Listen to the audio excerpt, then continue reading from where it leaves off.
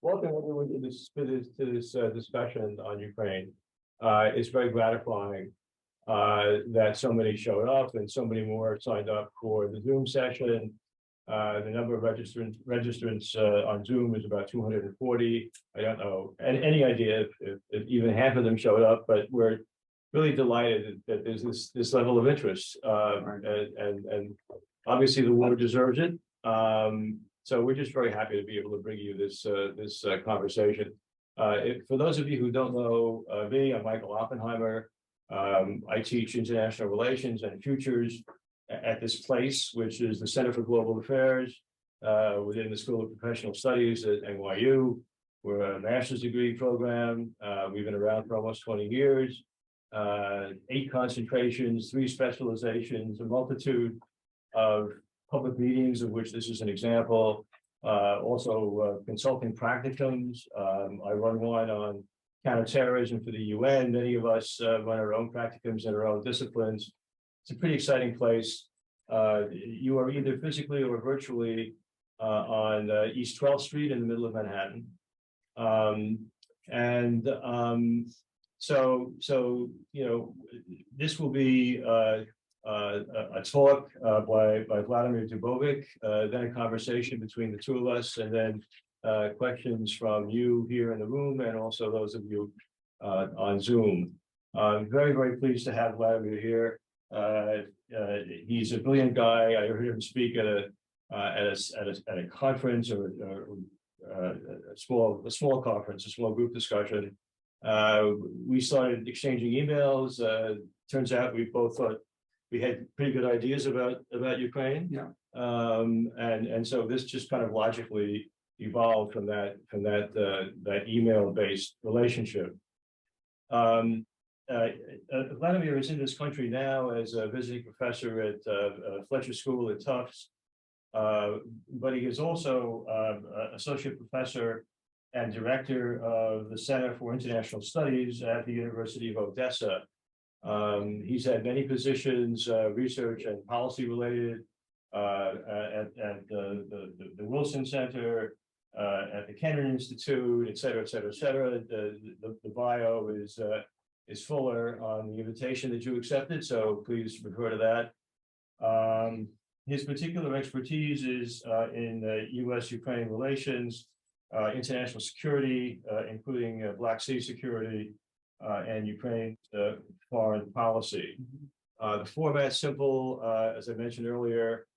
He will speak for roughly half an hour. You're not on the clock, by the way, so you know, shorter or longer, it doesn't matter. And he and I will go back and forth for a while, and then we'll open it up. And I'm sure we'll have many questions from this audience and the audience on Zoom. Right. Great. Yeah. Thank you. Thank you, Michael. Hello, everyone. Thank you for coming to my talk. I mean, it's really flattering for me to see that people are still paying attention to what's going on in Ukraine and around Ukraine. Obviously, we are in the year 2 of this massive war that Russia is waging. And of course, before that, we had 8 years of war since 2014. But since February of last year, it's bigger war, it's much more massive, it's much more intensive, it's much more, you know, formidable invasion that we have to deal with. And of course, we're dealing with it. We are taking care of our country, our independence, with assistance and support coming from various places around the world, including, of course, this country, because the United States has actually been leading the coalition of countries helping Ukraine. It's been really a year, in my way, of someone who studied U.S. foreign policy history and present day, and teaching a course in U.S. foreign policy back home in Ukraine. There's been a year exemplary in terms of American leadership in international affairs.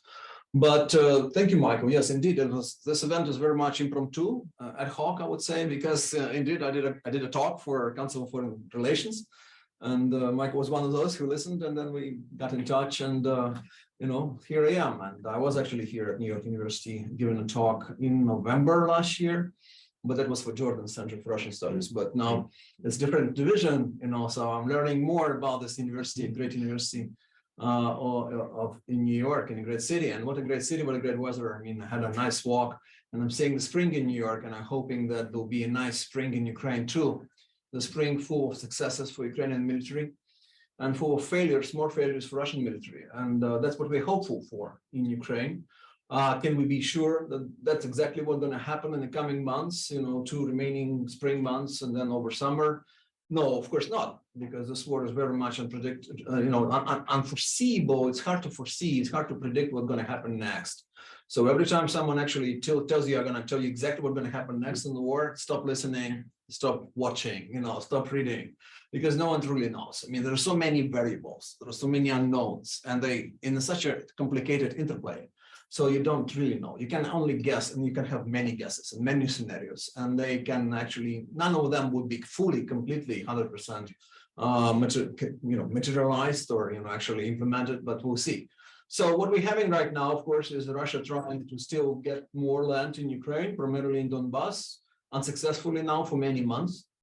There have been rumors about Russia maybe trying to do a big offensive because they've done a major mobilization, or well, quite major. They say 300,000 people been mobilized as a part of their partial mobilization. They can still do another round, of course. We're not happy about them being able to do that because, of course, if you look at the conflict, it's still an asymmetric conflict. You have a much larger country with much bigger population, big resources, natural resources, tons of ability to sell things on international markets and fund the war almost indefinitely, even though they had troubles now in the recent months in terms of selling oil and what price of that oil was because of the cap on oil sales.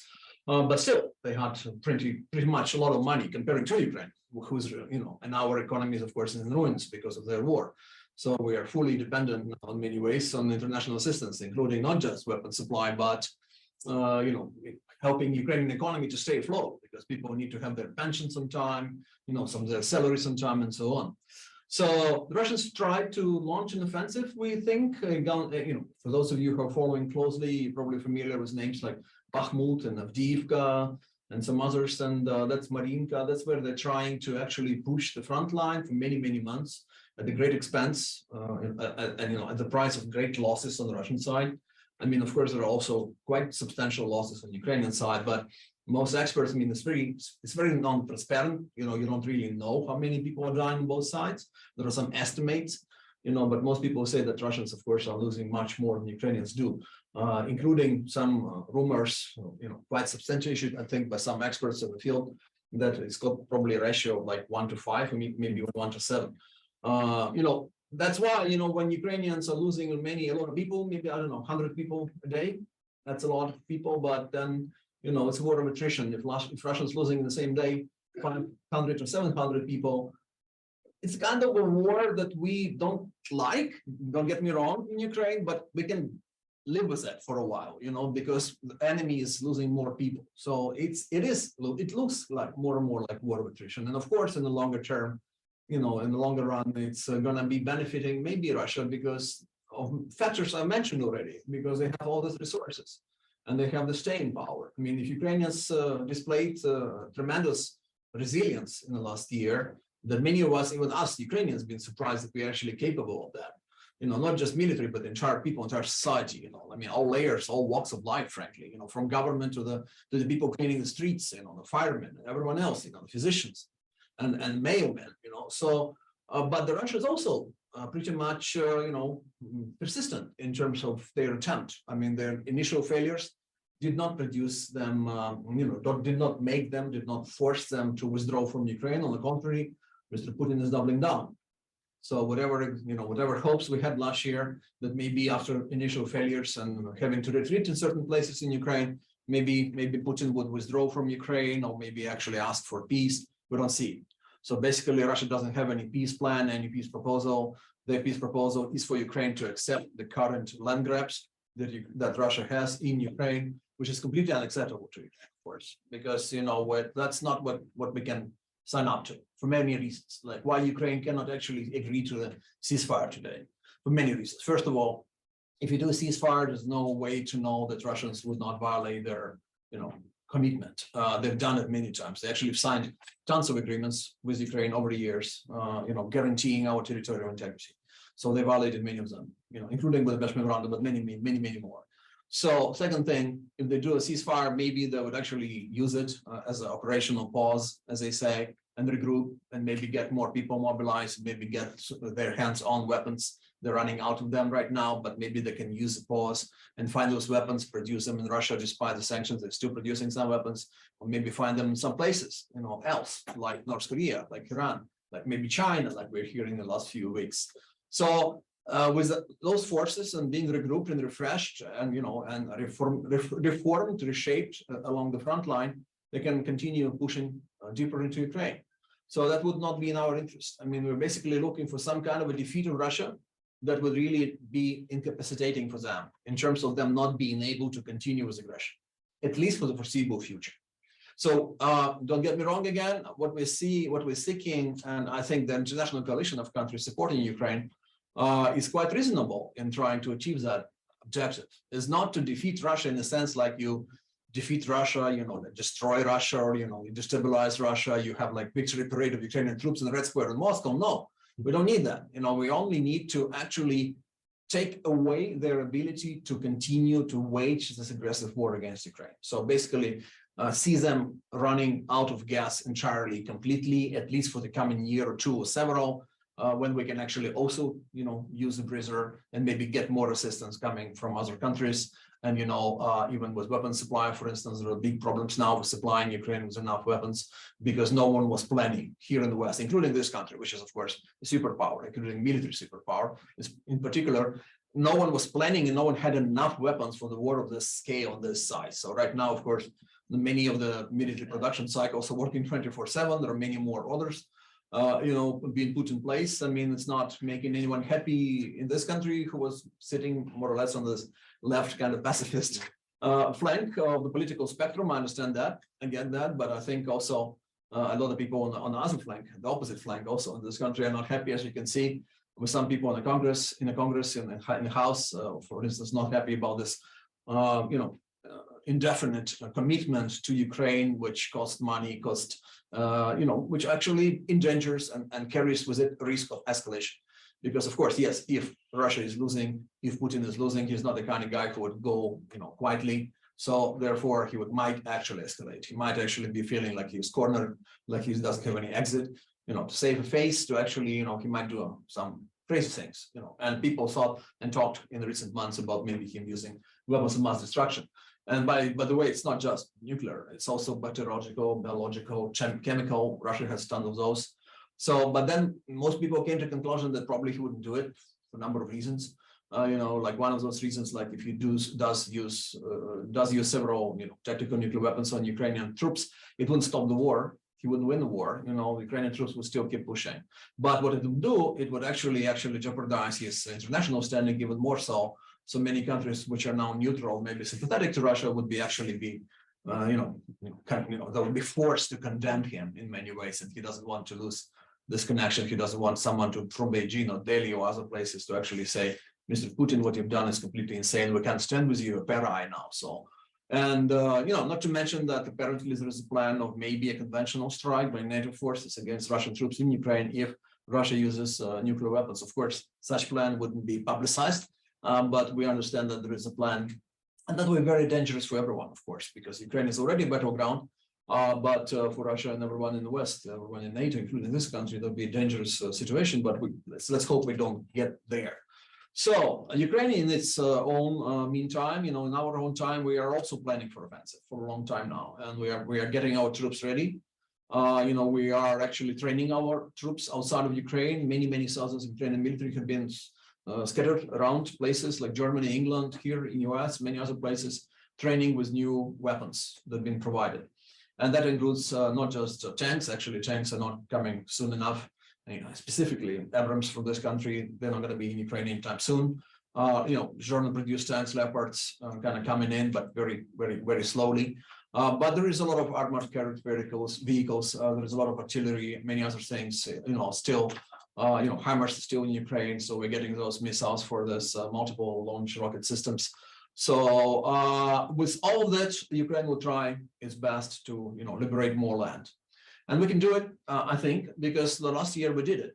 That's what emboldening everyone in Ukraine and many people around Ukraine, around the world supporting Ukraine, because we liberated first here Chernihiv, we made Russians to retreat, then Kharkiv region, then Kherson was taken away. Now, of course, Russians are shelling like crazy, shelling Kherson, which they claim it's a Russian city, but they're basically destroying it, and while still maintaining its Russian cities temporarily in the hands of Ukrainians. So, but in the meantime, let's destroy it completely, So that's kind of a strange logic to us. And actually, that's a logic of their entire occupation. They're terrible occupiers. They completely fail on account of protecting, providing the occupied people with specific basic, demands like water supply, like food supply, medicine supply, and so on. They're not doing it. And of course, when you see what they're doing with Ukrainians in occupied towns, because we've seen many of them deoccupied, you've seen Bucha and other places, So in Ukraine, the government, the people, were kind of united in this idea that we cannot really condemn millions of Ukrainians to continue be living under Russian occupation, because we know what they're going through. So basically, we're going to try and do whatever we can to liberate as much land as we can. So maybe it's even a trap of a sort, psychological one, because president says we're going to liberate all our land. Society shows the same kind of resolve. Public opinion polls are showing 90+% of Ukrainians saying, yes, we need to liberate all our lands. But can we do it? We'll see. People are emboldened by the successes of last year, but it's a different situation right now. Russians have more troops, more mobilized people. They're better entrenched now. They have defensive positions. Previously Ukraine was mostly defending, so it's kind of easier sometimes. You lose less people. Now we have to go on defensive in many places where they have many lines of defense. So we'll see. Would that include Crimea and Donbass? Ideally, yes. Most Ukrainians are convinced that we should liberate both both Donbass and Crimea.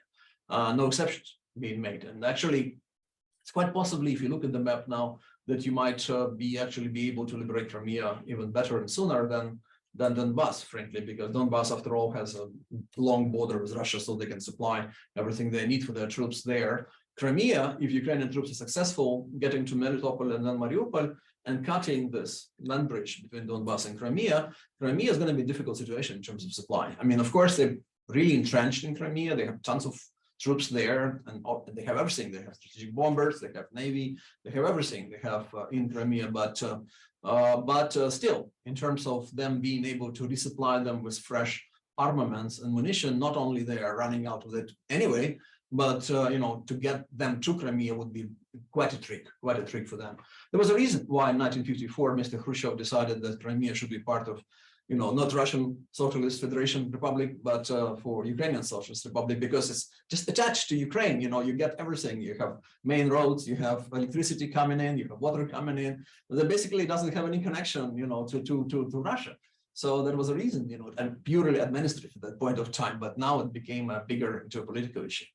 So this war, of course, is very much depending on supply and support that we're getting from outside of Ukraine. Quite frankly, from day one. I mean, there are many levels there, many levers, refugees being taken, and taken care of in many countries, money being given for Ukrainian economy, support for Ukrainian energy infrastructure. Now, since the last few months, we saw many strikes of Russian missiles and drones on Ukrainian energy infrastructure, power stations, and so on. And of course, weapon supply. There is some issues with weapon supply. There is also some fear of escalation on the part of this administration. But also, this red lines are shifting all the time. They're moving. Ukraine got in the last year plus already too many weapons to name that initially were, thought of like, oh no, completely, we shouldn't give it to Ukraine because Russia would escalate. So, and then later on, you would give it to Ukraine. So the logic is basically giving slowly in portions, incremental portions, give this weapons to Ukraine. Are we optimistic that we are going to get this in the coming months and years? I mean, we hope so, but no one can be sure. And of course, we hear conversations in this country on the Hill and many other countries in Europe where people are complaining about this massive assistance, financial assistance to Ukraine and weapons as well. And some countries already saying we gave Ukraine too much. We don't have enough for our own defense. Or other countries just completely not ready for any major war. Many European countries, presumably they're supposed to be major military countries, but they're not ready in terms of their arsenal, in terms of what they have in their military forces. Finally, I should say that the war is already having tremendous effect on international relations. I mean, definitely in the region, but also beyond the region where it's being raged. Like in the Black Sea region, for instance, where I'm from, there's an enormous amount of anxiety, obviously, in the region. I actually just came 2 days ago from a week study trip with the students, in fact, with some faculty members of Fletcher School, Tufts University from Turkey, and before that week in Moldova. So those are two places that are really on the edge in many respects. Moldova definitely was terrified by the early weeks of the war when Russian troops were rolling along the coast, towards Odessa and Moldova, and there was expectation that they wouldn't stop on the border of Moldova. And there were expectations that not only they would take over the so-called enclave of Transnistria, pro-Russian enclave, non-recognized republic there in the southeast of Moldova, but also they would take Moldova, maybe. And what would that mean? And how would everyone react? For instance, like Romania, which is very invested in the fate of brotherly nation, basically the same nation of Moldova, would they actually do something to maybe try and stop Russian troops? And of course, Romania is already a NATO member, EU member, so it's a different situation, different ballgame. But we talked in Chisinau with a lot of people who said we actually sat on several weeks on our suitcases, just in case Russian troops show up here, so that was reconfirmed, what I've heard before, that people were really worried. And now, Moldova is a clear-cut case how Ukrainian defense is saving another country in the post-Soviet space, which is Moldova. Another country, for instance, there is Belarus, which is basically doesn't have any sovereignty right now. It's used by Russia as part of Russia. And that's very unfortunate, of course. And we know that Mr. Lukashenko is illegitimate, it's not really unelected person, but he's still in power there formally, in de facto rather, and therefore it's a problem. But if Russia wins over Ukraine, Belarus is completely doomed. It's condemned. It's not going to be any country like Belarus in the future. If Ukraine wins, somehow there is a chance for Belarus to continue to be a sovereign country and also get rid of this Mr. Lukashenko because he's fully relying on just Putin's support. So that's just two examples to you. In the South Caucasus, many things are happening. Azerbaijan is actually using this time for pushing more on Armenia because, of course, Russia kind of abandoned Armenia even prior to February 2022. But now, of course, they can't even do anything to help Armenia because their plate is full. Everything they have, they're spending on Ukraine, all the army, all the resources, so they can't really do much. So therefore, in Georgia also, it's an interesting situation. You have major disconnect between most of the public, which is very pro-Ukrainian, and the government, which is kind of really sitting on the fence and sometimes making statements that basically repeating the propaganda of Russian propaganda, which is very unfortunate. Actually, in Georgia, there is a movement which they call the movement of national shame, because people want to support Ukraine, more, not militarily. It's not a huge country, of course. Georgia itself has 2 breakaway regions. It's just 4 million people there. So we're not talking about Georgian soldiers being sent to Ukraine to fight with Ukrainian troops against the Russians, but at least rhetorically, ideologically.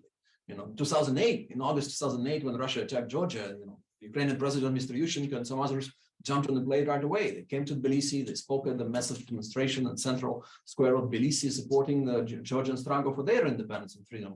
We're not seeing anything like that now from Georgia, which is very unfortunate because we've been a tandem, a duo of 2 countries pursuing often in parallel our parallel tracks towards the EU and NATO membership, among other things, getting our no-visa regime to Schengen zone together and many other things. So that's unfortunate, but going broader, in Eastern Europe, everyone is on the edge, obviously, the eastern flank of NATO. Well, you're a member of NATO, but you're not feeling quite safe. Because, again, if Russia done with Ukraine, God forbid, they'll be really emboldened. They'll be, first of all, exhausted, but then really emboldened in terms of thinking, okay, we can do Ukraine, why not do something else? And then go Estonia, and then go Romania. And they might even be interested in trying and probing, like, is NATO the real thing? Or is it a hollow thing? Would actually someone send, soldiers to die for Tallinn, or Bucharest? So it's something that they might consider be doing. And so it's dangerous. When someone is saying, well, probably Russians are not going to do it, there is no evidence of them planning to do it.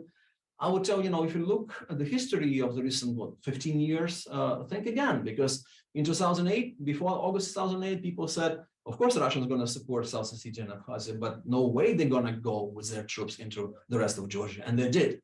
And then people said for a number of years, well, that's Georgia, it's a small country, really indefensible there. Ukraine is a big country with big military, so there's no way that Russia is going to use military against Ukraine. And then 2014 came, Crimea and Donbass. And then again, many people, experts, they said that, well, 2 little minor incursions here and there, surgery operations, Donbass, Crimea, that's it. unthinkable, unfathomable that Russia would actually wage a massive invasion into the rest of Ukraine, and they're doing it now. So I guess the logic is quite convincing now, that never say never, but they actually are in this militaristic, imperialistic mood. They are in the mood that it's us against everyone else.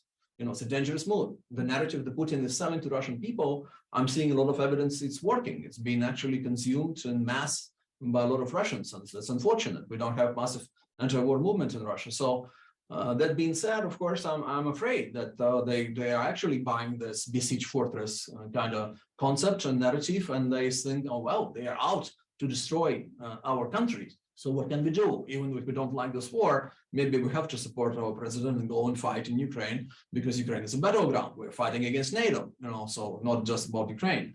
So that's dangerous. And around the globe, of course, there are many reverberations. I mean, just look at the food crisis, for instance. My hometown of Odessa and many others in the southern Ukraine have been blocked by Russian naval ships for a number of months between February and July of last year. Then, of course, we've got the grain deal. Luckily, it's working now. Unfortunately, Russia is still trying to undermine it in many ways. They're only expecting 5 to 6 ships a day. They can do much more. But so there is a line of more than 100 ships right now near the Istanbul-based, Bosporus-based inspection committee that is acting because that grain deal is in operation. When Russia was out of grain deal for a few days, considering their chances, and then they returned. But when they were out, that was the best time for the grain deal, because actually 50, 60 ships were coming through every day. Now only 5, 6 because the Russian inspectors are back. So they are delaying deliberately on the purpose supply of food to various parts of the world. And I can tell you frankly that before the war, we Ukrainians had no idea, people like myself, how big is a niche of a world agricultural market, belongs to Ukraine. And all of a sudden you have Ukraine and Russia also under some sanctions and everything. So two of them, people around the world, from Africa to Sri Lanka, they suddenly feel the lack of shortage of many things like wheat, like sunflower oil, like fertilizers, many other things. So this war in this respect really is having reverberations around the globe, but of course, the global south, it's a different story. Unfortunately, a lot of people, we're trying not to use it even this term. It's very kind of, grouping a lot of countries and regions together, but just for the sake of argument, a lot of countries out there in Africa, for instance, they're not feeling it's their war. They're neutral, they're distancing themselves. They are actually pushing back quite a lot against American attempts to actually force them to take side on this war, similar to what it was in the Cold War times when there was this non-aligned movement where you have dozens of countries joining who said, we're not with the West, we're not with the East. So why are you pushing us now? Actually, right now, Vice President Harris is in Africa, and she's doing the tour, and she's meeting with some important countries there.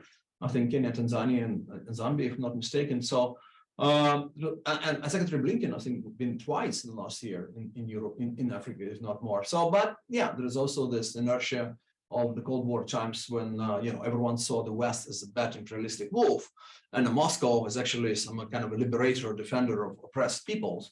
Of course, this story, this picture was wrong even back then.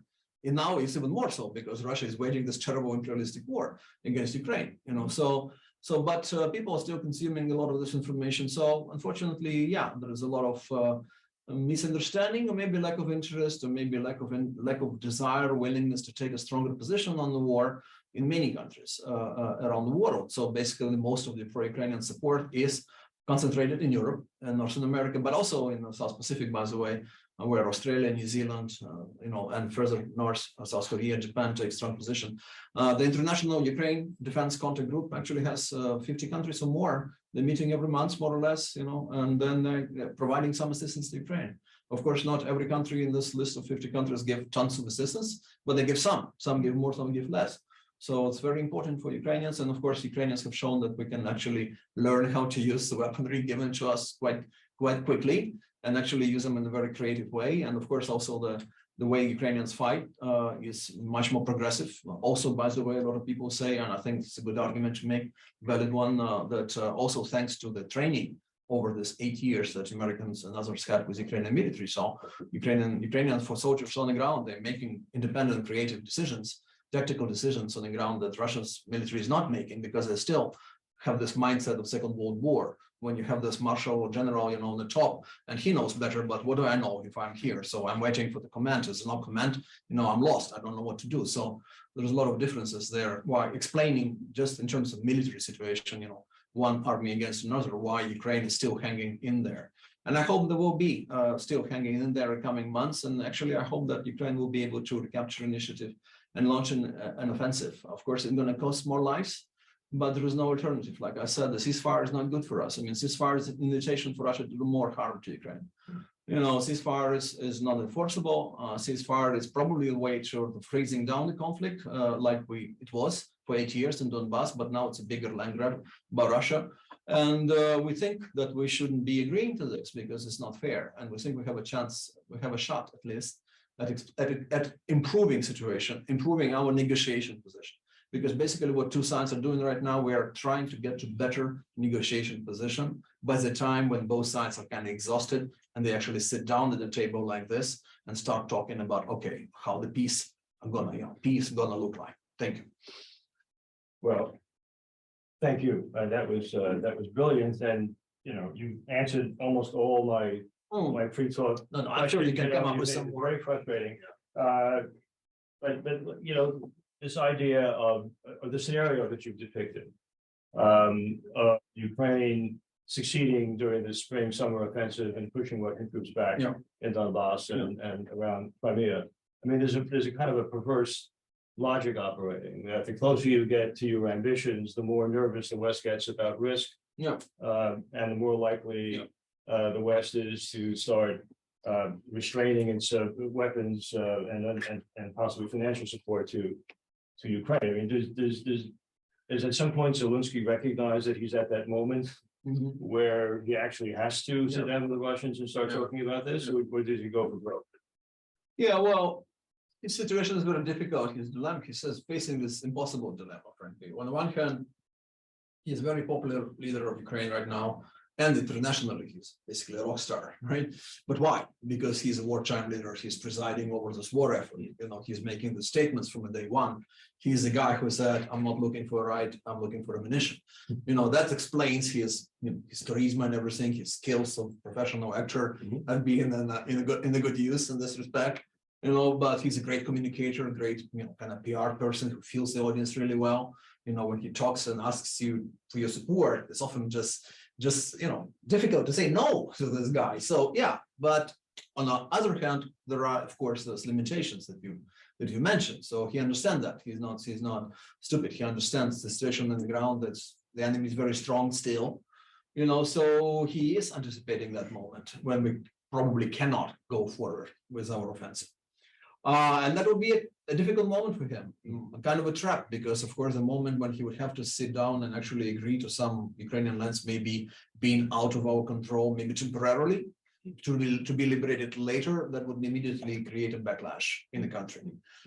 Because Zelensky himself is not operating in the vacuum of political security like Putin is, because he's sitting there on a cloud and making all these decisions. But in Ukraine, Zelensky has parliament, he has opposition, he has the media, he has civil society, he has military by itself. I mean, it's not a major political player, but it could be after this year of the war. And the military has, maybe two emotions, primary emotions right now, and motivations. One is, of course, it would be great to end this war sooner the better because we lost so many of our own. But at the same time, we lost so many of our own for what? Not to sign some kind of a peace deal that would be rewarding for Putin's aggression.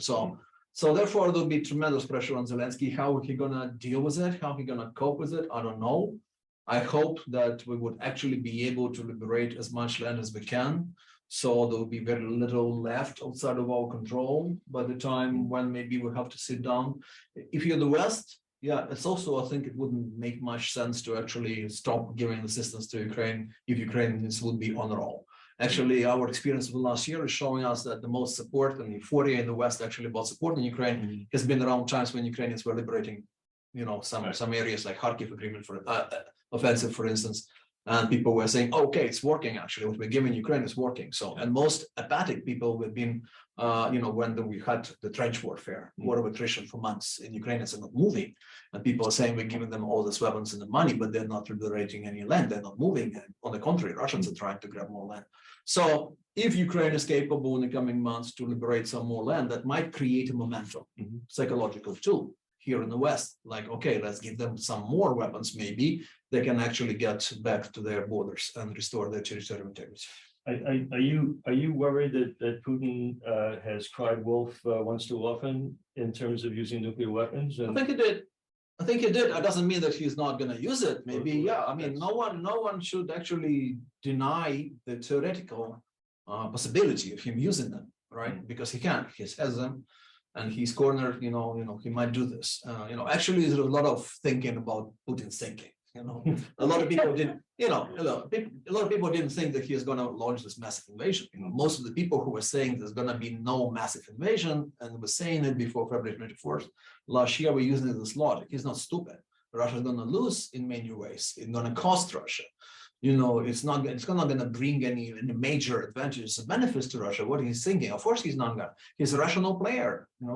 He's been known for years as being quite a rational player. Someone who is like a chess player. He thinks a couple moves ahead. He makes a little move, little step, tactical one, and then he reassesses and sees what's going on, what's the reaction, and then he thinks, okay, what's my next move will be. And now he's basically, put everything he had on this, on this bet, on this massive invasion. So. Is there any rationality left? I don't know. Or is this a new type of rationality that we're seeing in him? But yeah, of course he might do it. But like I said, a lot of people now think that maybe he should understand that it's not going to bring him any major benefits. On the contrary, he's not going to win the war.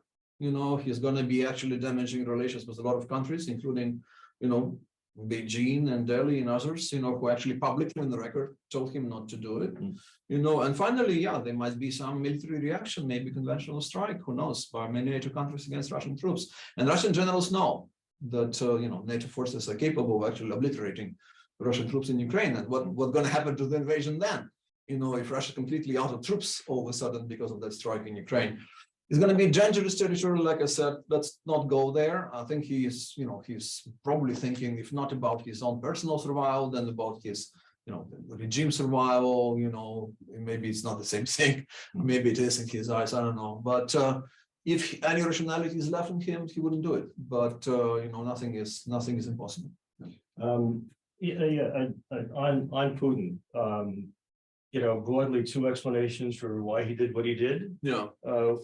One being kind of defensive, fear of, animosity towards the expansion of NATO, but fear of further expansion and or deeper integration between Ukraine and Europe and economics and finance and so forth. And also, a sense of the impact of this on his own country versus the more kind of imperial set of ideas that are attributed to him, in which this is just another, sort of effort to reestablish the Tsarist or a Soviet kind of imperium. I think it's both.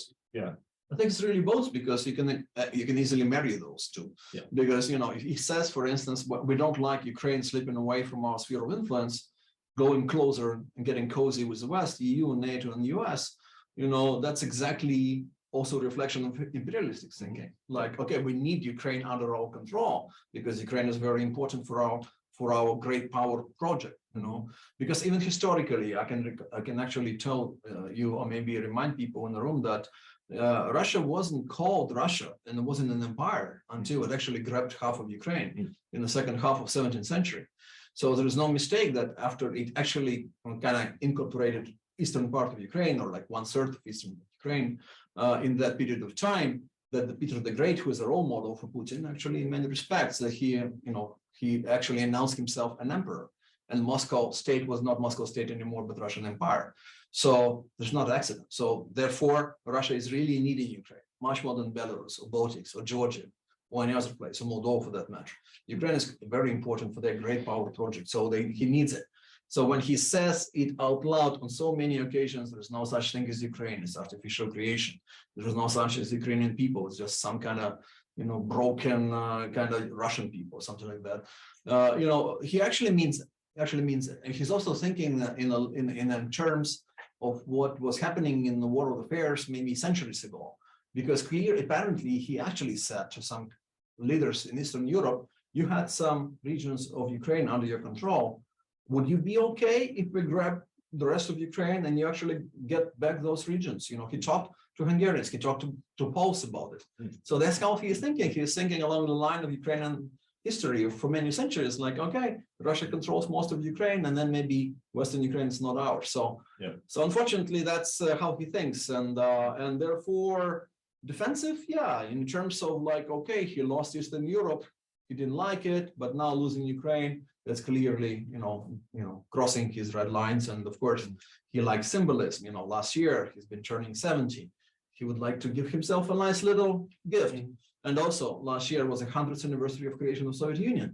Again, he is really fully in the symbolism, you know, that February 23rd, you know, Day of Defender of Motherland in Russia, you know, and February 24th, that's the beginning of invasion. So I guess he is really living under impression of his own kind of self-imposed mantra. The more times he's repeating all these cliches out loud, maybe initially he understood it's all the bluff, it's all the lie, it's propaganda, but maybe more times he's repeating it, he's actually beginning to believe it more and more. And now he maybe believes that's his war, that's Armageddon, you know, that's, we cannot actually give any ground.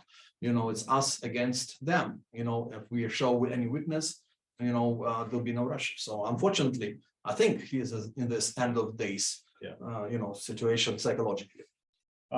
Yeah, I mean, one of the real kind of central issues in deciding what kind of risks we should be taking, we the United States and Europe as well, and providing more powerful weapons to Ukraine is the question of the stakes. I mean, what's at stake in Ukraine? I mean, are the stakes so grave that we should be prepared to take risks, even if Ukraine approaches, you know, seizing all of its territory back from the Russians? Is it important enough to ignore Putin's nuclear threats? You know, is it important enough to you know, to take all the domestic opposition that's likely to increase as this war continues?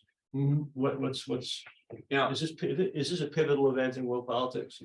I think it is. I mean, I think it really goes beyond the meaning of Ukraine and the significance of Ukraine. I think it's really about the new international order, which will emerge if Russia is, you know, getting away with it, getting away with murder. So if Russia prevails somehow, you know, it's going to be a very bad signal around the globe. You know, that's one thing. Another thing, clearly undermining any American credibility and American leadership, and basically, you know, around the globe again. So a lot of people would completely now give up on America. Like it was a bad moment for US in August of 2021 when Afghanistan withdrawal happened, you know, and how it happened. And people were actually wondering for a number of months between August of 21 and February of 22, is Ukraine going to be another Afghanistan? And it turned out no, actually Ukraine is quite a different situation. It's not a failed state. We actually fought back in many ways against a much stronger enemy. So, but if there's going to be a failure in Ukraine, letting Ukraine fail in some respect and Russia to win, that's going to be Afghanistan multiply what, 10, 20? I don't know. That's going to be really an end of any American ability to reach its goals and objectives around the globe. So for some people in this country, it's fine because they don't want this country to be a global power anyway. You know, they want to turn away, they want to turn their backs to the rest of the world. That's very naive, I think. That's very short-sighted because the problems were going to come to your doorstep then. You know, that's how it is with America. America always has to play some role. I mean, maybe not omnipresent and everywhere present kind of role, but still a major international role. So and also in the region, I mean, everyone in Eastern Europe will be on the edge if Russia prevails. You know, you would have to back up support for those countries, send more troops and more weapons, spend more money. You know, it's going to dwarf what you've given to Ukraine so far. I mean, people thinking tens of billions of dollars, that's a lot of money, but you're going to spend more if actually Russia prevails on defending these countries. Not to mention that if Russia tries with Poland, you know, or Finland and Sweden, as we probably expect this coming July, the summit, NATO summit in Vilnius is going to join, or with Romania and someone else, or maybe with Turkey. Right now, they're kind of getting along, but it's very fragile, I can tell you. So what are you going to do if you're America? You know, are you going to again say, well, we're not going to defend those allies? No, you're probably going to defend those allies. So again, they're going to cost you not just the money, but also the lives and blood, precious blood of American soldiers. Not to mention that the entire Europe is going to destabilize if Russia wins. So I guess it's really, I mean, not even go to the China, because it's really observing very carefully what's going on. And, and the list goes on. I think actually that this administration should do more on explaining this support to Ukraine, not only through the prism of values. Why is this important? Because we have this outrage about what Russia does, but actually through the prism of explaining interests, how American interests are in play. Yeah. Because a lot of people in this country basically say, well, it's bad what Russia is doing to Ukraine, but so what? Yeah. I mean, there are some bad things happening in the world. So let's explain that through the prism of values. I mean, interests. Yeah. Thank you. Well, this is where you and I got going by email, right? Is the question of sort of how how Biden is framing. I'm actually going to get some more water, but please go ahead on this. No, we'll hold off. We can all wait a moment. Well, I'll finish. So the question that we went back and forth on is the way Biden is framing this conflict, right? As a global logical struggle between authoritarianism and democracy. Just coincidentally, the second summit of democracy was about to take place. Zelensky's opening. And Biden takes this very seriously. I think this is not just rhetoric. He believes this. And many of us may believe it too. And the fact of the matter is that the way this world is beginning to align, it does appear to be authoritarian states, for the most part, against democratic states. And yet, you suggested, and I agree, that this is not the most helpful way to frame the conflict in terms of generating global support. It's one of the ways, but it shouldn't be the only one. But incomplete. Yeah. And so you'd like to see Biden make a stronger case on national security. Is that? Do I interpret you correctly? Yes, you got me correctly. I mean, you need to explain to some Americans who are not sold on this democracy versus authoritarian, like people are going to be even confused, like, what is this? Why are we talking about this model, theoretical models of governance? Some people would understand the difference, some people wouldn't. Some people would say, okay, so authoritarians are getting some land 1,000 miles away from US, for what? Why should we spend all this money and all our effort and all our attention on this? So explain it in terms of interest, like how it's going to be a complete failure, like unprecedented. I don't know, going back to what? I mean, losing China in 1940s, maybe something like that, maybe even worse, and that could actually be leading to a new Cold War. So sometimes people are worrying that what's happening right now with entire West supporting Ukraine against Russia is a step towards Cold War. But if Russia actually wins and gets involved and stronger, that would be, I think, in my view, is a much more, obvious step towards the new Cold War. I think I've observed you have these two zones of conflict: Europe focused on Ukraine, and Asia focused on China and China's threats against Taiwan. And it seems to me that the two are kind of converging. That what we're looking at is a lot of kind of blowback from the Ukraine conflict in Asia, and a lot of blowback in Europe from the conflict in Asia between China and others. Am I right about that? I mean, are you seeing the same thing? And what are the consequences of what looks like increasingly kind of a global zero-sum kind of conflict? Yeah, I am seeing it, and actually, it's also about the security, but also about what we talked about, the democracy versus authoritarian. Like, there must be a reason why countries like New Zealand or Australia are helping Ukraine, for instance, and also the same countries are terrified about what China is doing, the role of China in the region. So they're actually playing a role in both of those projects. US leading a coalition of countries against Russian aggression, and US leading against Chinese growing influence in the Asian Pacific. So they actually think there is a link, and that's how I think people in this country should see it. Because some people are trying to drive the wedge and say, okay, let's focus in China. It's a bigger threat. Why are we even focusing in Russia? But there's a connection there.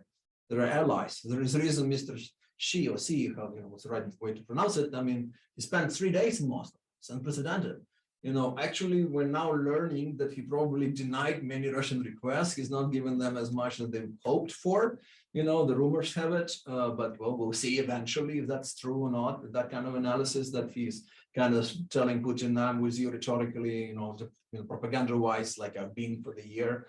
But that's it. You're kind of on your own, but or not, or maybe eventually China would decide, the entire West pumping weapons into Ukraine, so that's their guy, and they're helping their guy, and our guy is Russia, so maybe we should give some weapons to Russia, then not for them, for Russia not to lose completely. So we'll see. I think there is a lot of connection. I think there's a lot of connection between China and Russia in that respect, and that's why countries, irrespectively of where they are in the world, should really be, siding with this effort to help Ukraine, whether they are oriented towards like values like international order, sovereignty, integrity, I don't know, inviolability of borders, Helsinki Accord, what have you, or the pure security, pure kind of pragmatic, non-ideological kind of security, interest-based understanding of what they're doing.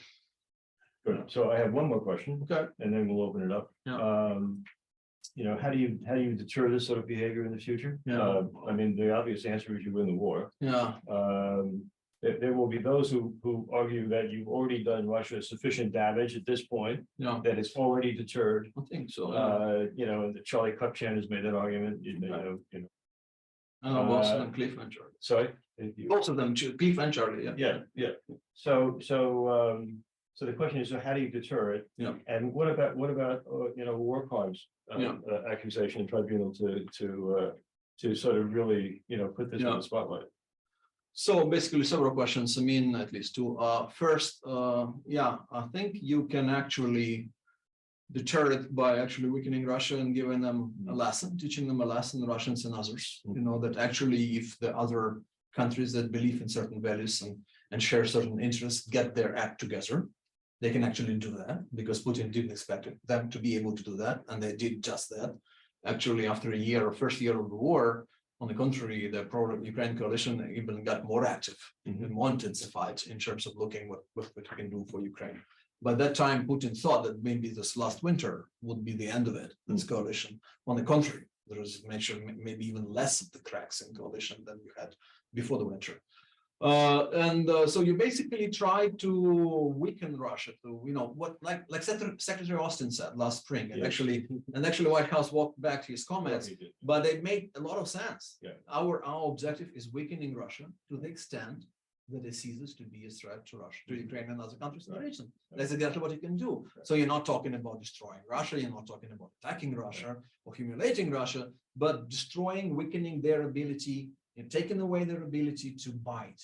So there is dangerous tiger in the area. What do? You don't have to kill it. You can actually just need to take this fangs, out of the mouth of this predator, and therefore it's still around, but it's not biting anymore. It's not that dangerous, So, and it's kind of teaching lesson to other tigers around the world. Excellent. Okay, so now the floor is open to anyone and everyone. Chris in the back. Yeah. Thanks very much for that. I think it's fascinating the way that this is represented. So as you said, it's been represented by some as democracy versus authoritarianism, which is not necessarily accepted by everybody. For example, the Kenyan President Ruto, when he was in Germany, they framed it very much differently. This is actually about the rule of law and the maintaining the UN Charter, not about democracy. It's about both, yeah. But I think it's also very much framed as a battle of individual leaders. We've been talking about Zelensky and Putin, as well as Biden versus whoever might come after Biden. In the beginning, it was very much what happens if Zelensky is taken out.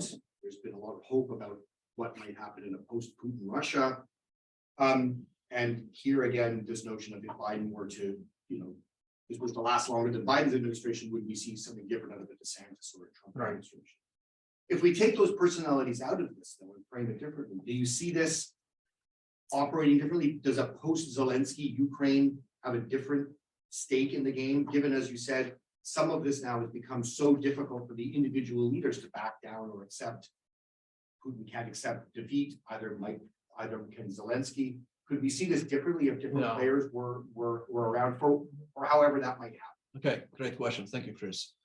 So that's the kind of question I didn't get in my many talks before. So it's good. That's great. I always value the moment when I get the question that I haven't been asked, even though I'm doing tons of talks. So I think if you put it as a triangle of 3 states and 3 leaders right now, there is really a chance for Russia to change its behavior in this war is Putin out of the picture. if he is suddenly, for whatever reason, out of control of the country, then I think the war unravels. I'm actually not among those who would believe that someone would come in his place who would be even worse than him, even to the right from him. Even if that to be the case, the entire chaos and volatility and destabilization of the political system would be such tremendous, after Putin being in power for almost 25 years now, and now leaving, that will be major quarreling and major clans fighting, the throne is empty now. That would definitely, take away Russia's ability to continue this war in systemic, massive way. So that would be really a good moment for Ukraine, except that I'm not seeing him leaving. And also, I think another debate that is out there in the field, that if he loses the war, he goes like automatically. I don't think so. Well, first of all, what do you mean you lose the war? To the Russian public, he would be able to explain everything. He would say it's a victory anyway, regardless how the war ends. He would say, well, we fought against the entire West, and you see there are no American tanks in the Russian streets of Russian cities, so we won. Okay, so yeah, so to the West it will be more difficult to explain. It's like if he loses, like it's going to be humiliating. Everyone's going to see it, but the Russian public will be fine. So he'll be continuing to be in power. So in terms of America and US, yeah, and Ukraine, it could be different. Yes, with US clearly, if it's President Trump and DeSantis in 2024, I think it's going to be different. But much would depend actually on the Congress as well. Like it always did. For instance, in many ways, since 2014, the Congress was actually the driving force behind the US policy towards Ukraine. Putting the laws together and getting a financial assistance to Ukraine. I mean, of course, not on the level like in last year, but quite a lot of financial assistance still, even before February last year. So the Congress, then of course the public opinion in general in the country. It's kind of connected to the chances of whoever is going to be there in the White House in 2024, of course. But it could be that someone who is in the White House thinks, for instance, we should end helping Ukraine, but the public opinion is still not convinced, and people might say, no, we need to continue helping Ukraine, and therefore, the guy who's in the White House might actually feel that he needs to support Ukraine, therefore. So it's complicated logic here. I mean, it's of course a democratic country, so it means a lot, what's going on in the Hill, what's going on in the rest of society, not just executive branch, not just the White House. In Ukraine, there is a lot of consensus now within Ukraine. If Zelensky is out of the picture, there'll be no major changes. It's a lot of inertia, maybe even like negative. I was trying to, to deliver this message to you, like it's like the Ukrainians believing that they can actually have a victory in this war is a double-edged sword, in the sense that it's good because we believe we can fight. We'll continue to be fighting. We have this fighting spirit, but it also kind of may be pushing us in the trap, because what if we can't liberate this land? How long can we push? How many more lives of our military will we actually sacrifice to try to get to that objective if it's not, feasible for us going forward? But there is a consensus. There is this unity within society. There is completely, there's unprecedented situation in Ukraine, like a government and the public actually see it eye to eye. There's no difference. I mean, why I say unprecedented? Because actually in Ukraine, we're often critical of what government does. And you can actually remember that before February 21st, Zelensky's popularity ratings was in the upper 20s, and then of course it skyrocketed now. So Ukrainians now believe that there is no chance for us to do anything else but continue fighting, regardless of how long it takes. But the only problem, of course, if we don't have enough weapons, then what do you fight with? You cannot, actually stop Russian military machine with stones and sticks. So we're gonna really depend on weapon supply. But in terms of fighting spirit, it's still plenty of it in Ukraine. Thank you. Just an observation on that question of leadership, that one major reason for Putin to hang on to Ukraine as long as he can is the hope that the Republicans will win the next election. Right. If Trump is elected, the war is over. I think it's a horrible conclusion to reach. But if the U.S. arms pipeline is shut down, and we know that Trump is not just an enemy of NATO, he hates Zelensky. Yeah. And so, I mean, if this guy's elected again, I mean, that's, to me, that's the single most dangerous strategic possibility that Ukraine faces, is that So, you know, that the yeah. support collapse. So you guys should do better. It's all up to you now. Then. Well, we're all gonna do our best. Yeah, yeah. To prevent that, but just to point out that, you know, that Ukraine is still on pretty thin ice politically. Yes. So whatever we can do in this war, we better do it Do it soon. before. And if I'm Biden, I'm sending as much as I can to Ukraine, you know, over the next, you know, year and a half. Because after that, it may dry up. Well, I don't know, maybe you disagree, but I don't see our European NATO partners doing much without American leadership. No, I don't think so. I don't disagree. I think what I told before, it actually reinforces your point. Yeah, I think American leadership is absolutely instrumental. It's critical. You know, there is no coalition without US. Michelle, are you there? I am. Hi, Michael. I want to go to the Zoom community for a minute. Michelle, any questions from anyone? We do. Actually, we have a great question from Ambassador Vlad Lupin. He is the former Moldovan ambassador to the UN and adjunct professor here at NYU. Great, thank you. Yeah, and his question is, as Ukraine protects Moldova, the interest of Russia continues to be a regime change in Moldova, a plan that was attempted recently and diverted, partly with Ukraine's help. Russia is interested to divert Ukrainian military from the Eastern Front towards Moldova, but failed.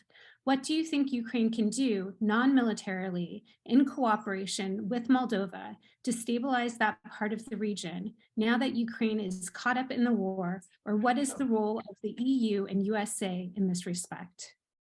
Right. Well, of course, the eyes should be on Moldova as much as they are on Ukraine. I mean, the focus is on Ukraine and the Russia's war in Ukraine. It should not lead to places like Moldova to be neglected and not forgotten or abandoned. And of course, in the recent few weeks, we had reasons to be worried about Moldova.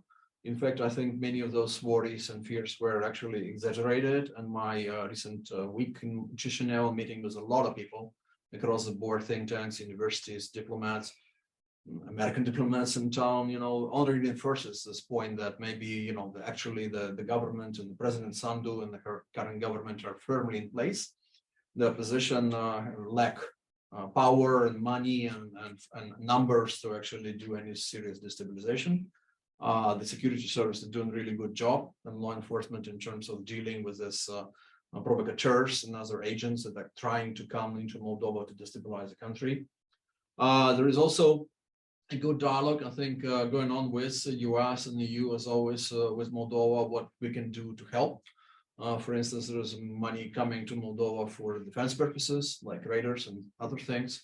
There is renewed interest in the resolution of Transnistria situation in a way that we can only, one way that we can actually welcome in Ukraine. In the case of Ukraine, if you're Ukrainian, you want to have Transnistria fully integrated into Moldova, obviously.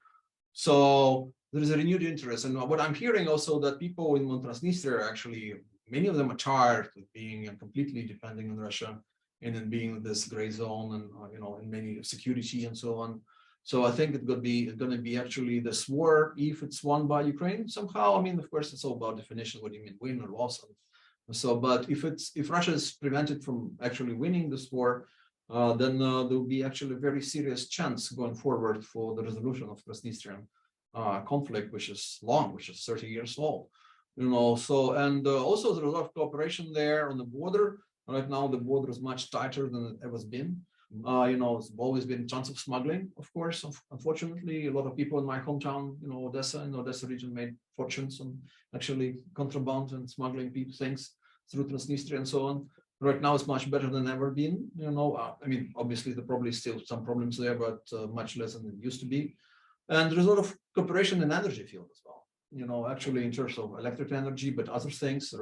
We've been told about some boat solutions suggested.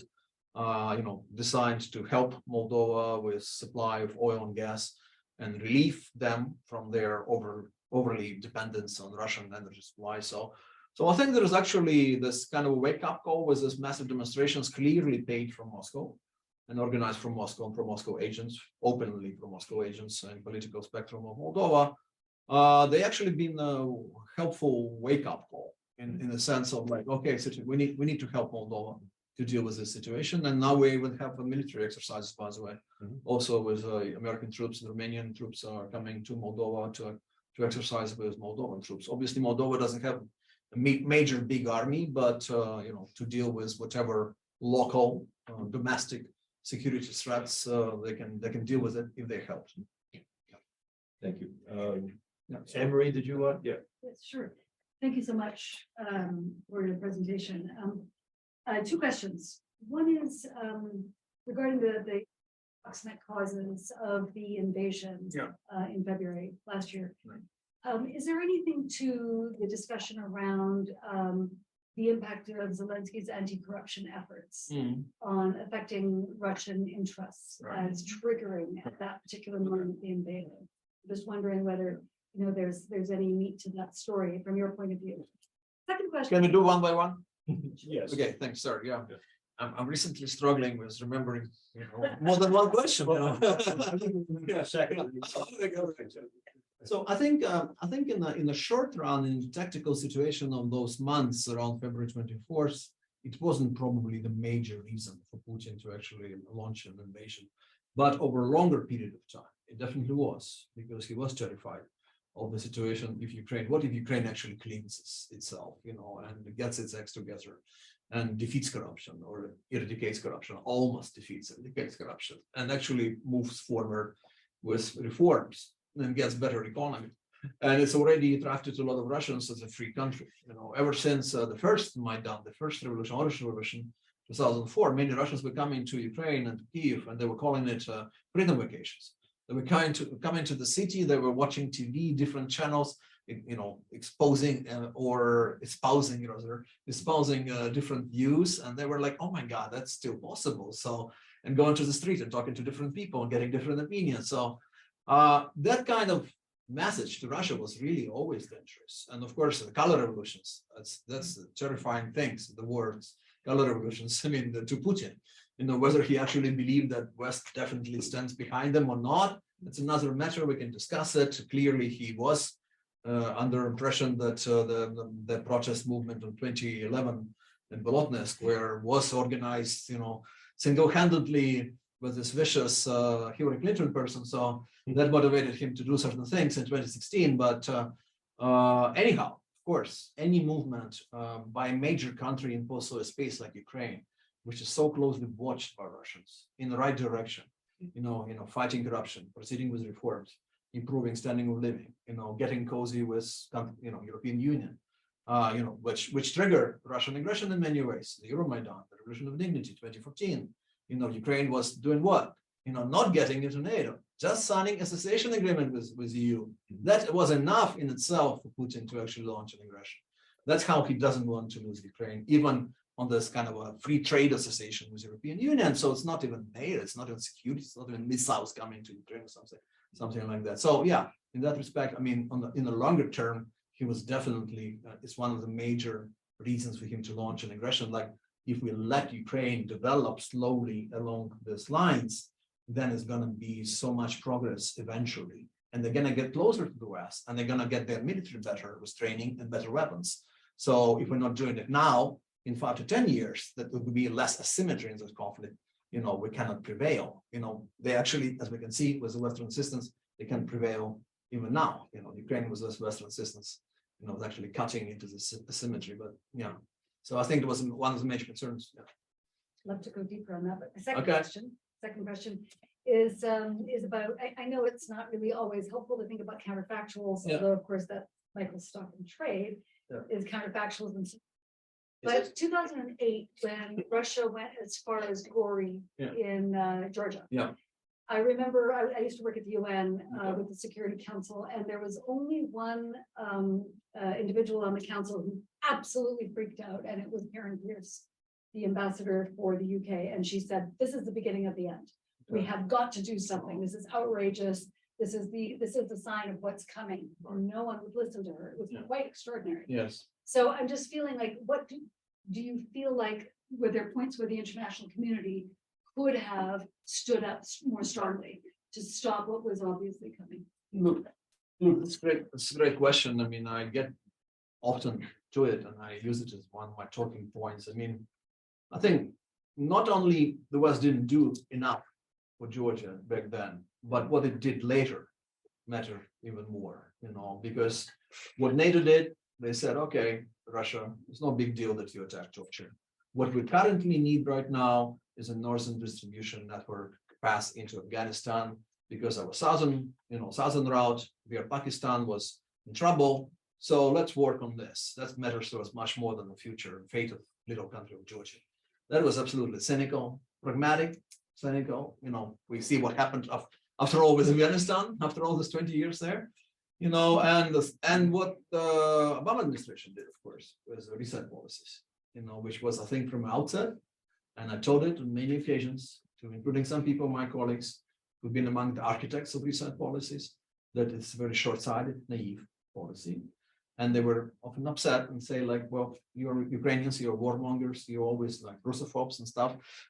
We can actually try and start from scratch, and improve our relations with Russia, but see where it get US. So you basically have this administration, current administration, full of veterans and graduates from that Obama administration. And I think they've learned their lesson a little bit, and one of the intentions that they have, and we see it, I think, quite clearly, is not to repeat the mistakes of 2014, 2015. So I think, yes, there will be a much more forceful reaction to the Russian aggression there. That will be, of course, much better in terms of signaling to Putin, like, stay back, don't do it again, right? And not only by US, but also by Europeans. Actually, so happened that I was part of a delegation by some Ukrainian think tankers and experts going to Berlin and Paris, just the next month after August 2008. And boy, what I saw there, no criticism of Russia whatsoever.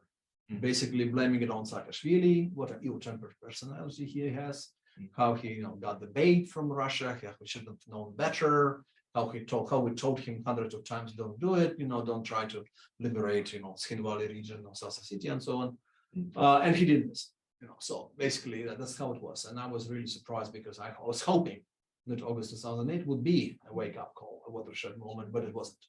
Actually, it was, and then, of course, a lot of time we hear, like, through the entire last week in our talks in Istanbul and Ankara, for instance, people said, look at the Syria situation, red lines that Obama drawn there. We're definitely going to do something if he uses chemical weapons, right? He did in Douma and other places, and what? Nothing happened. Of course, this country was probably not ready for another major war in the Middle East by that point of time, because Iraq, Afghanistan already happened, Libya already was happening. So, and then, of course, it's understandable why Obama, we see his most inner circle kind of advisors on these issues, was making this decision. But at the same time, I saw it back then, and people still say it clearly in Turkey, for instance, like a mistake, and another signal to Putin that he can get away with it. I just want to ask you a follow-up question of this question of deterrence going forward. Let's assume that Ukraine does well on the battlefield, and gets to a point that most of the territory it lost, at least in this war, if not in 2014, is recovered. Right. What kind of security guarantees does Ukraine need? Who do they come from? Okay. Do they come from NATO? Do they come bilaterally from the United States? Etc. So here's a countdown for another hour and a half. Talk. Yeah, I know.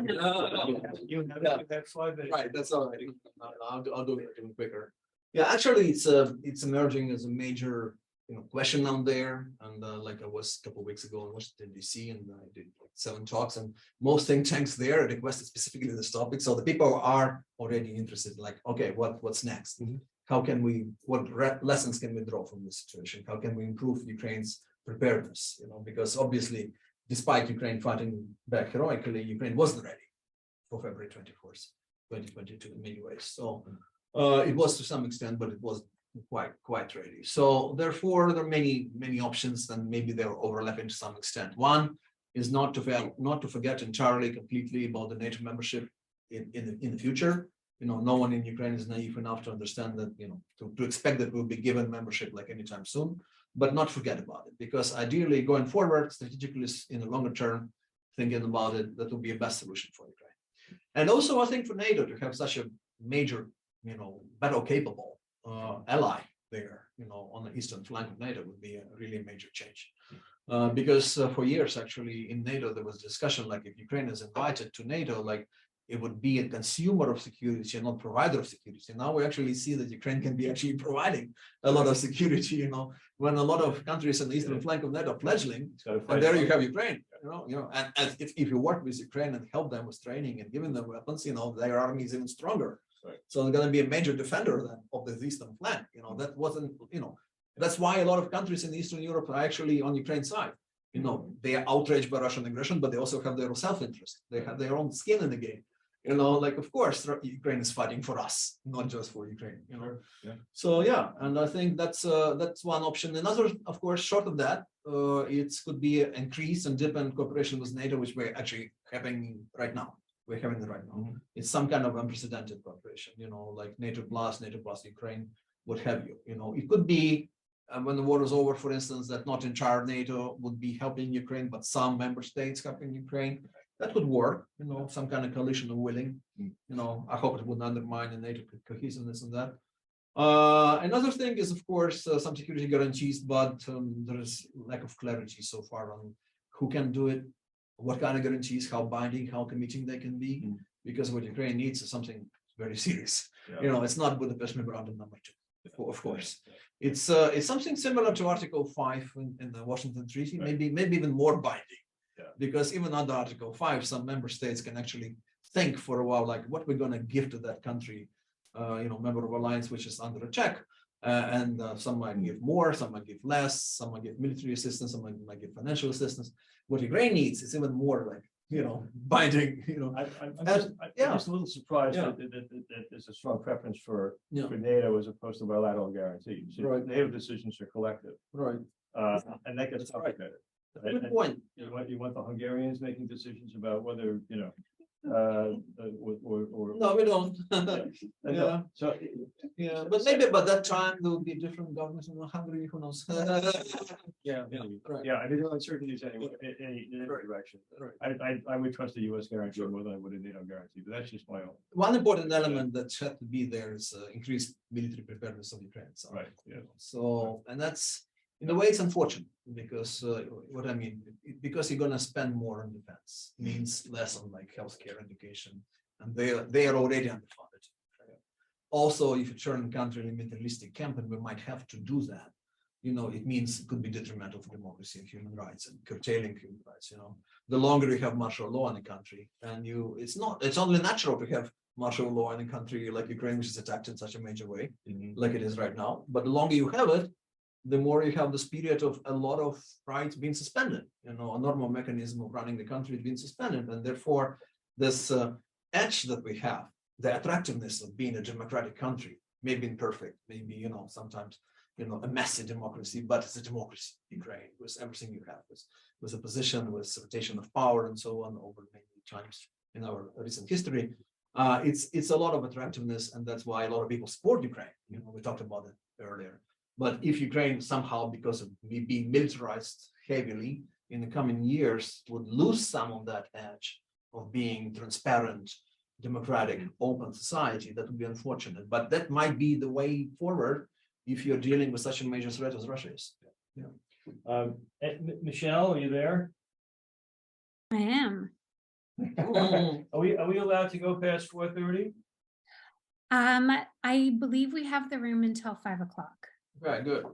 So you have another question? That's 5 a.m., right? Yes. Yeah, I actually have someone who is from the Center of Global Studies at the University of Bonn, who is listening in from the University of St. Andrews. Oh, Henry. Yes, exactly. So you've spoken a lot about the hard power dimension of the war, and this is of course crucial, but he would like to hear your thoughts also on the role of soft power, especially in terms of the battle of narratives about the war, its origins and potential end/resolution, and in terms of leading personalities on both sides and their charisma. In short, what role does soft power play in this hard time, if any? Wow, what a great question.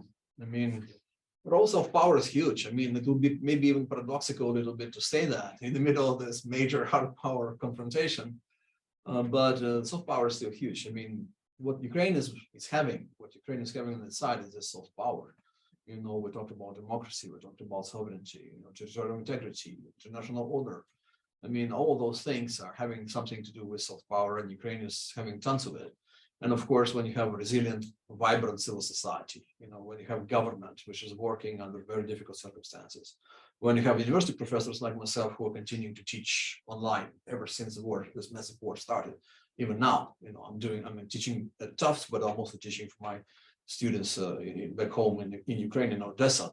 You know, when you have this resilience, that is soft power, you know, in many ways. I can tell you that for many years prior to February last year, I was actually asking myself, what does it even mean, resilience? What is this term? Like, we've been many projects, you know, advancing resilience in Ukraine, but now I know, it's actually about soft power. Yeah, and also other countries like Germany, you know, like they're showing a lot of soft power themselves. You know, them being able to grapple the change and address it in the proper way, maybe with some major delays, which are understandable, considering the complicated history of Germany and how other, you know, attitudes of others in Europe towards Germany historically.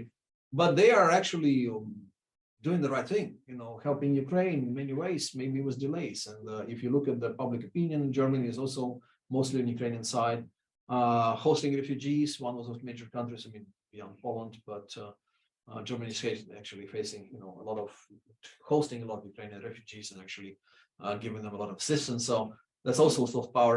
I think there's a lot of moments being in the last year or 13 months when a bunch of countries, Ukraine and Ukraine allies internationally, have been able to multiply the soft power efforts and really withstand the Russian affront with that soft power, not just with weapons, but because weapons matter, of course, on a battleground, you know, guns and tanks and everything, artillery matters, but the soft power matters too.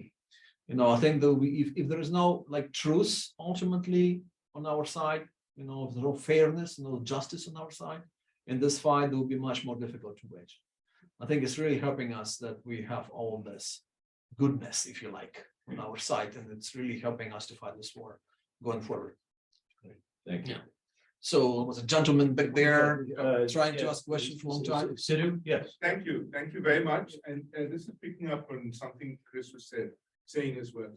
There's two ways of framing this conflict. One is it's a straight case of aggression, violation of the charter, etc.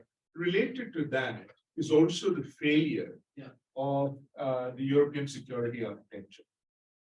We've been talking a lot about NATO, and one instance of this is OSCE. Yeah. So, and one thing that puzzles me, this is not so much a counterfactual, is that, as you know, in 2021, when there was the NATO exercise in the Black Sea, Right. Russia called to observe it, and they were given permission under OSCE. Yeah. When the Russians were massing the troops and claiming they were doing a joint exercise with Belarus, as far as I know, nobody in OSCE asked for a similar assessment or visit. And I'm puzzled why. Even if Russia had said no, that would have been an indication that they were up to no good. Right. And if they had said yes, it would have shown, you know, maybe there was some way of diffusing that. Right. So, you know, Yeah. the kind of failure of the Yeah. OSCE. So, Yeah. so that's one Sure. kind of framing of it Yeah. in the European context. The second is to look at this in a slightly broader context and to look at what's happening in Ukraine as a manifestation you see in other parts of the world as civil wars and interference by other states.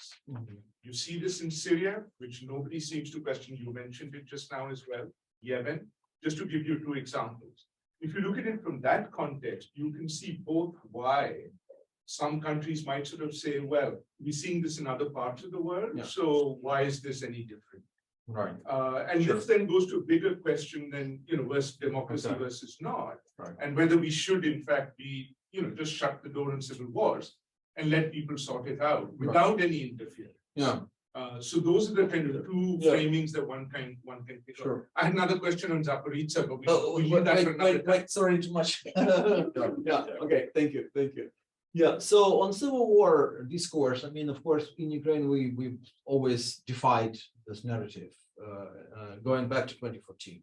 You know, I'm one of those people. I would go as far as to say that there would be not a single fire shot in Donbass ever since 2015 without Russian interference. It's completely kind of, you know, kind of fabricated the situation there, and them advancing with troops at certain points of time. You know, so in that way, it wasn't much different from what happened in Crimea, for instance, because it was a massive Russian intervention, and of course, with the defeats of Ukrainian troops both in Ilovaisk and then in Debaltsevo for 14 and 15, Russian troops actually played a major role. So in that respect, you know, it never was a civil war. Ukraine had its share of disagreements domestically for a number of years. Every time we have an acute political crisis, actually led to some kind of a massive political protest, a revolution, quotation marks, or snap elections many times. You know, from the first president of Ukraine, Mr. Kravchuk, there was an acute constitutional crisis. He said, "Okay, fine, let's have elections." Back in 1994, he was still very much in the middle of this 5-year term. You know, but he only served like 3 years of those, and then he said, "Well, we have a crisis. Let's decide who is right, who is wrong," and he lost elections. So that was how it was in Ukraine. You know, there was also rotation of power. There was some fraud in elections here and there, but people protested. There was also a position, you know, to claim election violation and so on. So 2014 and on wouldn't be different without Russian interference. But Russia, of course, in terms of soft power, one of the previous questions was on soft power, was using towards Ukraine for most of the time prior to 2014 soft power. So trade, economy, energy supply, information space penetration, you know, kind of propaganda machine and so on, many other things. In 2014, they went for hybrid, you know, basically soft power plus hard power. And in 2022, they switched completely to 100% hard power. So that's what it is. That means they actually lost completely on the soft power front. So in terms of like what so-called Russian war in Ukraine, in terms of Russia having friends in Ukraine, they lost Ukraine. Like maybe forever, no, but definitely for a lot of time. You know, it could be a reversible change in that respect. So I don't think there's a civil war in Ukraine, but in some other countries, yes, it's been a complicated civil war, internationalized civil war. Of course, Syria is a clear example of that. Ukraine is not. You know, in Ukraine, you don't have a Crimea people as a distinct ethnic group or ethnic political group. You don't have Donbass people. You know, the people in Donbass are not much different from people in Odessa. You know, right now people in Odessa are basically, you know, united behind this idea of like, luckily that our city is not bombed every day and it's not in Russian hands, and let's do whatever we can to keep it that way. So that's on civil war thing. On terms of failure of European security architecture, yes, not just OSCE, but let's remember about the conventional forces in Europe treaty, for instance, you know, demised a long time ago, unfortunately, you know, with a lot of Russian violations, by the way, and them massing the troops in the southern area. You know, we were speaking about Transnistria back at the OSCE summit, if I'm not mistaken, in Istanbul 2002, or I might be wrong with the year. Russia pledged, you know, in public setting that we're going to withdraw soon all of our troops from Transnistria. And they didn't. They never did. I mean, of course, their actually military presence in Transnistria is very nominal, it's very small. It's something like 1,500, actually not 15,000, but 1,500 soldiers, and mostly locals and not well trained, not very well equipped. So it's not a major force, but they're there, you know, so no one wants to approach it from any forceful position because Russian troops are there. So you don't want to attack Russian troops there. So, but OSCE, it's the biggest failure. You're right. I think, you know, at least OSCE was between 2014 and 2022 in Ukraine, we were monitoring situation. You know, a lot of people in Ukraine were not happy because with their daily reports, like Ukrainians fired so many shells, you know, other side fired so many shells, and people said like, but you're forgetting to mention who is waging the war and whose territory it is and who started the war. You know, that's the most important thing. Ukrainians were really complaining a lot about this, but at least they were there. You know, sometimes they're the so-called Russian proxies in Donbass on that side of the border, the front line, the contact line. You know, they were preventing them even from going to some places, observing things, but they were trying. But now they're completely out of Ukraine. So I don't know. I think it's to me, it's a major crisis for organization security cooperation in Europe ever since Helsinki 1975. I mean, what are they for? You know, they've been actually doing two things. They've been monitoring conflicts and they've been monitoring elections. They're now actually failing on both accounts in many places. So what do you need OCE then for? So yeah, it's a major problem. You need to think anew about European security architecture. But part of it shouldn't be appeasing Russia, you know, and saying things like, let's give Russia what it wants, and then there will be peace in Europe. No, it doesn't work like this. It shouldn't work like this at the expense of everyone else. And also it would, even if you do it, it wouldn't mean peace in Europe because Russia would completely be unsatisfied and continue to be pushing and finding more grievances and more quarrels with everyone else. And, you know, this day they want Ukraine, next time Belarus, and then they will remember they actually control half of Europe at some point of time. So why not go back to the control of, you know, Eastern European countries? So they're messing with Southeastern Europe, by the way, in a major way, in Balkans as well, which is a dangerous area for European and world history as well. So, I mean, I think there needs to be, of course, a fresh look later at the European architecture, and Russia should be part of it, but not as someone who should dictate the norms and conditions of that architecture. Michelle, are you still there? All right. Yes, And, any more questions from you? Yeah, a couple of people have had questions about the impact of recent threats from Russia towards Sweden, and given their potential inclusion in NATO along with Finland, what these threats might have for the conflict in Ukraine and dynamics in Europe in general. Okay. Well, actually, I should admit I've missed those particular threats towards Sweden, but I'm sure Russia is capable of threatening anyone. So I never doubted that. The only problem is that, of course, now that when they threaten someone, it's a mixed feeling, you know, because people a lot of times say, well, you know what, they're not actually that formidable as they looked a year ago. Now they're so busy with Ukraine, they're using all their resources in Ukraine. So when they're threatening anyone else or everyone else outside of Ukraine, then people say, well, do they actually have resources to do something bad to us if they need to? I mean, aside from like strategic nuclear weapons and stuff like that. So to the extent that some people, you know, in Tbilisi might even in a demonstration against the government say, why not use this moment to actually liberate South Ossetia and Abkhazia? And that could be maybe hot-headed people. I don't know. I don't think it's a right thing to do right now because Russia might still fight back, I think, against the smaller country like Georgia, even being busy in Ukraine. But that's the thinking that people have, or also in Moldova and Ukraine. People say, you know, right now, we've talked about Moldova and Transnistria.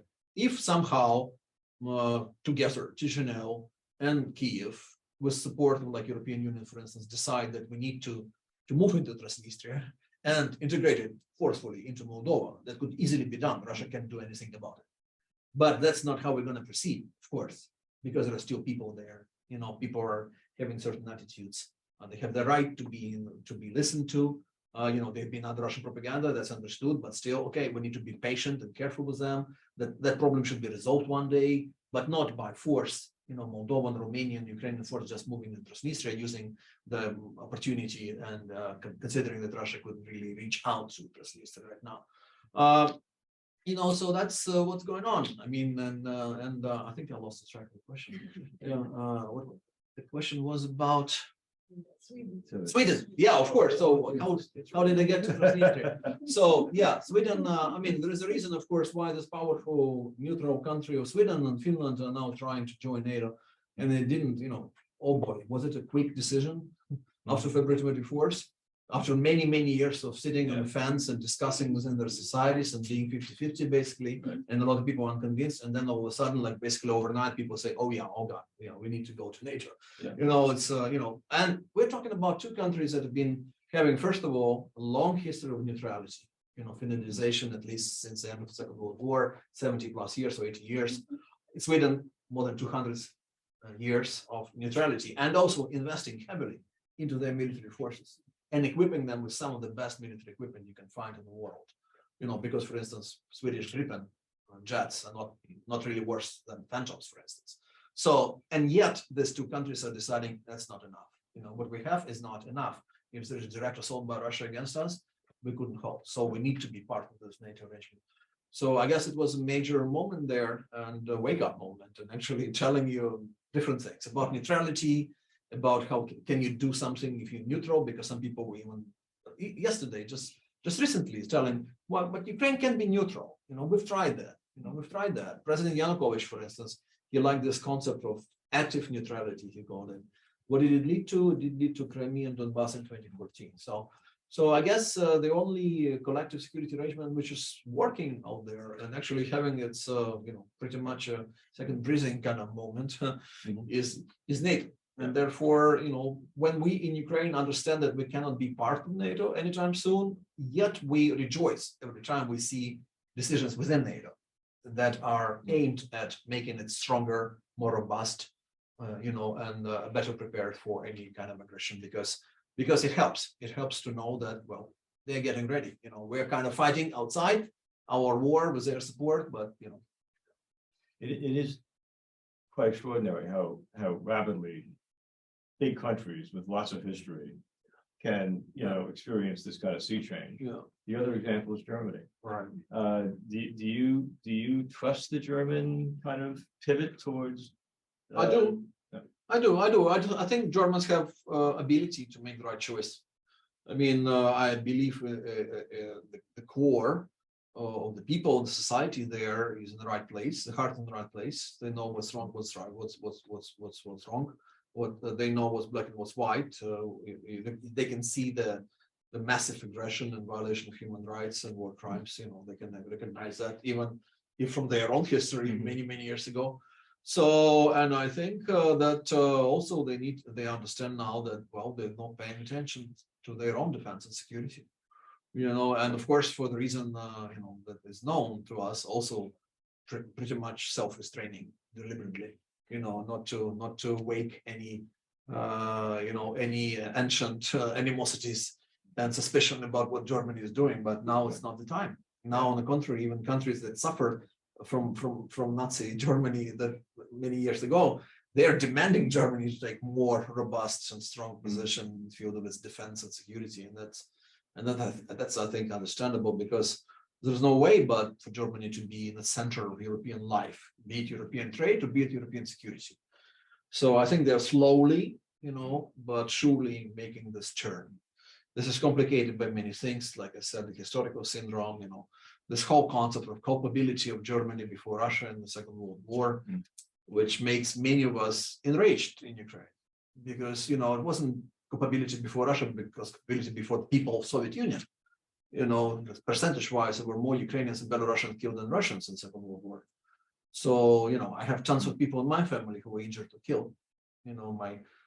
Our father's uncle was burned alive. There's every man in by Germans in the Second World War. So they're learning their lesson.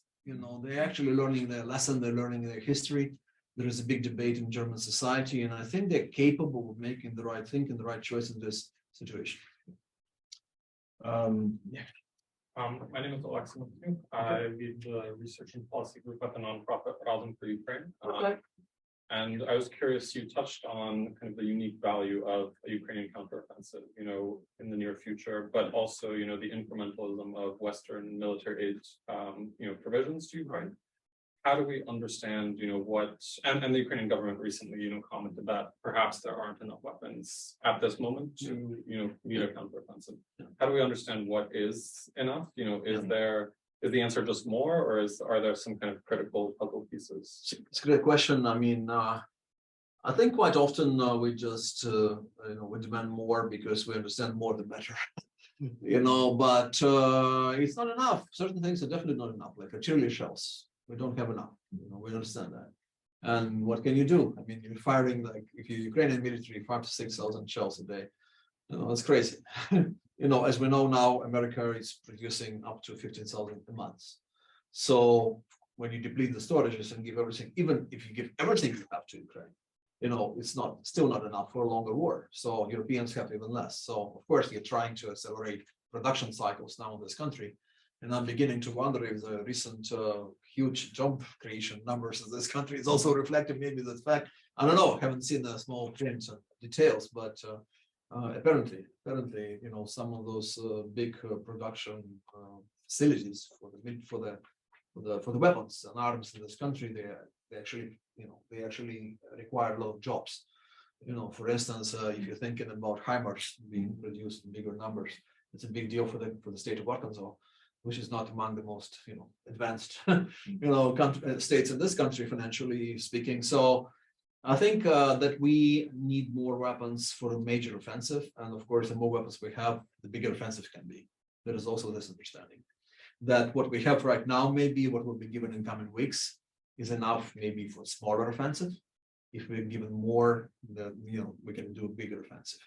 And if we do start offensive successfully, then maybe more weapons would flow. Like I said already, it's kind of kind of seems to work that way. If Ukraine is capable to do another offensive or counteroffensive, then okay, it's working. So let's give them more weapons.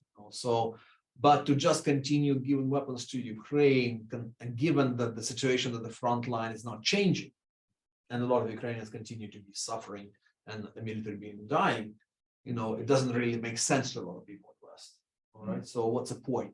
And how long we're going to do it? 1 more year, 2 more years, and Ukraine troops are not advancing, Russians are still there, and we're giving tons of money, tons of weapons to Ukraine, but nothing is happening for the better for Ukraine. So that would be really a logic that a lot of people in the West are using. So I think there are some critical things there. Like, for instance, I'm not a military expert. I'm not ready to weigh in discussion on F-16s. Some people say we need it. Some people say we don't. Some people say, like yesterday, I think the Secretary Austin had talked in hearings on the Hill, and he said that he believes that Ukraine needs, first of all, air defense systems, artillery, and armored vehicles primarily right now at this point, not F-16s, not even the tanks, but maybe mostly armored vehicles. So I think there is discussion among the military, in the West, here in this country, there are different opinions. In Ukraine, maybe too, sometimes, it's natural. I mean, it's wartime. There is Zelensky, he's president, he's deciding, of course, but different generals might have different opinions about Bakhmut, for instance. As you know, there have been discussions, like should Ukraine actually continue defending it or not, and there are good valid arguments in favor of both, both solutions, like abandon Bakhmut, maybe retreat a little bit, or continue holding Bakhmut because Russians are losing so many of their manpower trying to get there. So yeah, I think Ukraine definitely needs more weapons. And of course, the question is that we're going to need more weapons even when the war is over, for the future wars, because Russia will continue to be a threat. And even if this war, like if it's fully over, that's another thing. People think there's going to be a moment when, we really have some kind of a durable peace. But what if not? What if like slowing down? What is like going back to the low intensity conflict typical of 2014 to 2022? What would that mean? Should Ukraine be continue to receive weapons? It should, of course. But would the West be able? Would someone in the West say, okay, Ukraine is kind of fine. They actually still control most of their territory. They have a lot of our weapons already. Russians are kind of weakened. So why should we give any more weapons to Ukraine? But that would be a false logic, because you should give more weapons to Ukraine for it to be ready for future Russian aggression acts that would follow. Unfortunately, I believe it's in the nature of this, the current Russian state to be not comfortable just with a very basic fact of having an independent Ukrainian state next door. Anyone else? Okay. So Michelle, I think we'll give this man a rest. No, let's see what they have on the Zoom. You want to? Okay, no, he's hungry for more. Yeah. So any more questions? There's been actually quite excellent questions on Zoom as well. They have been good. Yeah. Okay, Michelle. So I've taken a look through the questions. I do think the majority of questions that have been submitted have been answered throughout the. Oh, good, great. Then we can enjoy. Yeah. Then we can enjoy. I'm sorry. Yeah. She said majority of good questions been answered. Okay. Yeah. All right then. Yeah. I can't thank you enough. Right. I mean, Well, thank you, Mark. Thank